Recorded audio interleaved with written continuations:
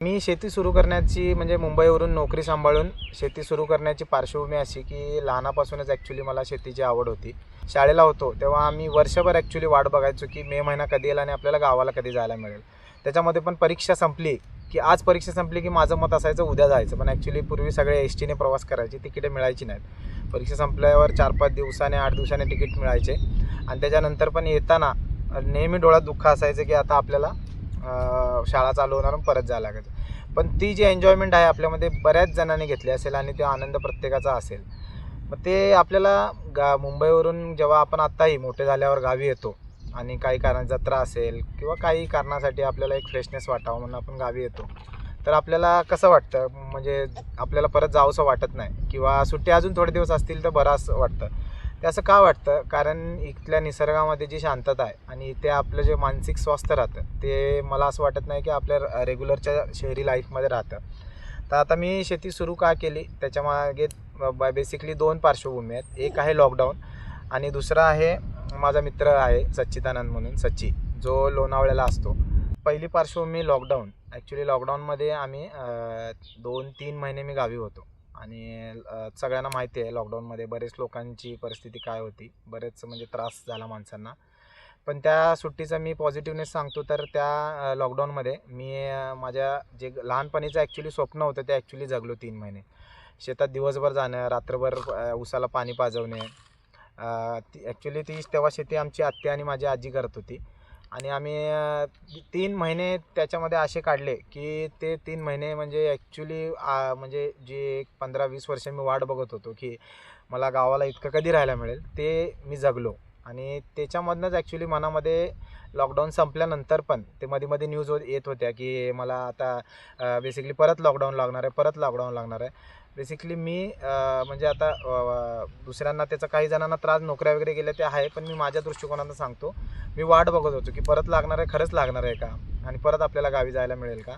पण शेवटी जे निसर्गाचं चक्र आहे ते चालू राहतं आणि त्याच्यामध्ये परत आपलं सगळं आयुष्य सुरळीत चालू झाले. नंतर काय आलं, थोड्या वर्षांनी ॲक्च्युली माझी आत्ती होती ती वारली दुर्दैवाने, काही कारणास्तव ती वारली आजारपणामुळे. मग ती शेती कोण करायचं असं हे झालं. इथे भाऊबंद वगैरे आहेत करणारे, पण मला डोक्यात विचार यायला चालू झाला की ती शेती मी करू का? करू का? पण त्याच्या पाठीमागे महत्त्वाचा निर्णय घेण्याची क्षमता खूप म्हणजे माझ्यामध्ये नव्हती तेव्हा. पण म्हणजे जसं की मी मुंबईला नोकरीला आहे, वरतून नोकरी सांभाळून गावी शनिवार रविवार येऊन शेती करणे, शनिवार रविवार येऊन शेती करणे हा शेती काय पार्ट टाईम विषय नाही.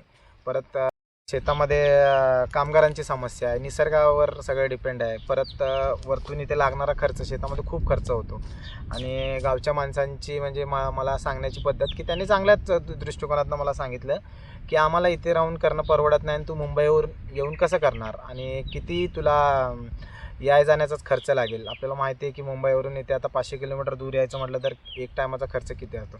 मग या सगळ्या गोष्टींचा 2-3 महिने मी आणि माझी बायको रेग्युलर विचार करत होतो. मी माझ्या आईशी बोललो, तर आई म्हणाली, "तुला जर का वाटतंय तर तू कर."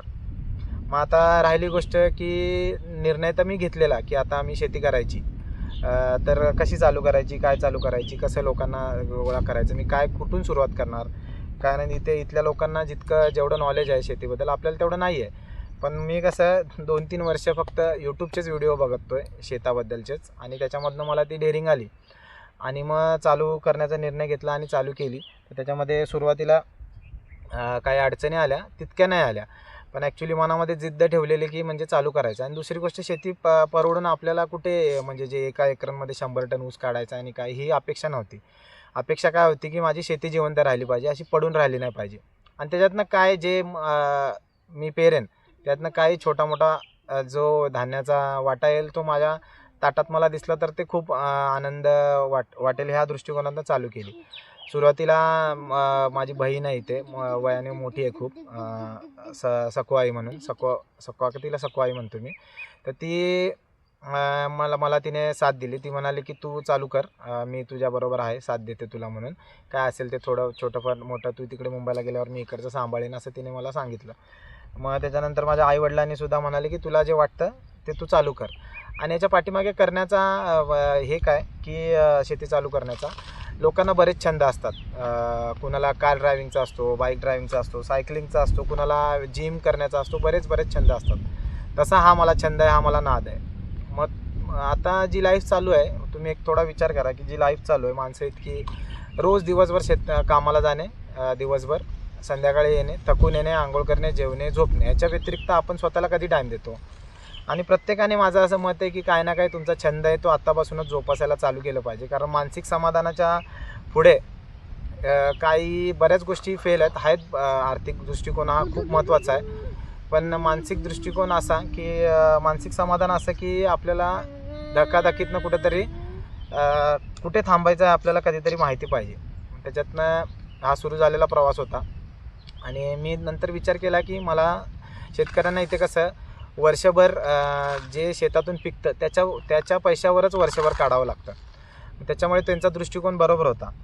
पण मी माझा काय दृष्टिकोन विचार केला की मला तर नोकरी आहे, मला तो प्लस पॉईंट आहे, मला त्याच्यातनं इन्कम चालूच आहे. आणि बघा आता मुंबईला आपण असतो, मुंबईला पुण्याला शहरांमध्ये असतो तर आपण काय करतो, वर्षात महिन्यातून एकदा दोनदा आपण बाहेर जेवायला जातो. तर रेस्टॉरंटमध्ये एक फॅमिली जर का 4-5 जणांची जेवायला गेली तर 2000च्या बिल खाली कोणाचंच येत नाही.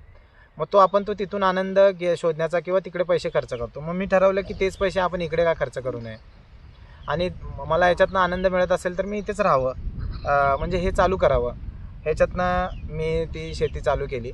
आणि दुसरी गोष्ट, कुठे मला क्रांती घडवायची शेतामध्ये की भरपूर पीक काढून दाखवायचं आहे, वर्ल्ड रेकॉर्ड्स बनवायचे, तसं काय नाही. पण जे आपल्या शेतात पिकतं ते आपल्या संध्याकाळी ताटात दिसलं की जो समाधान मिळतं ते समाधान मला असं वाटत नाही की कुठे आहे. आणि आता इथे बसलो आहे या जागेला, म्हणजे तुम्ही पण अनुभवलं आहे, पण तुम्ही म्हणजे काय बोलतो त्याच्यामुळे तुम्ही कनेक्ट करू शकता. इथे असं समाधान बसल्यावर, इथे या मातीत पाय ठेवल्यावर जे समाधान मिळतं ते नाही आहे कुठे. आणि त्या समाधान शोधण्याच्या प्रयत्नात मी हा चालू केलेला प्रयत्न होता. मी जिद्द ठेवली आणि सुरू केली शेती. आणि मला बरेच मग नंतर साथ मिळाली, खूप साथ मिळाली. माझं आता तसं बघायला गेलं काही अडत नाही. शेखर माझा भाऊ, तो पण नोकरीला असतो, त्याने सुद्धा इतके आता इथे पूर्ण टाईम यायला चालू केलं आहे माझ्याबरोबर. आणि आता आम्ही बेसिकली म्हणजे मी एकट्याने सुरू केलेलं, आता पूर्ण फॅमिली शेती चालू झाली आहे.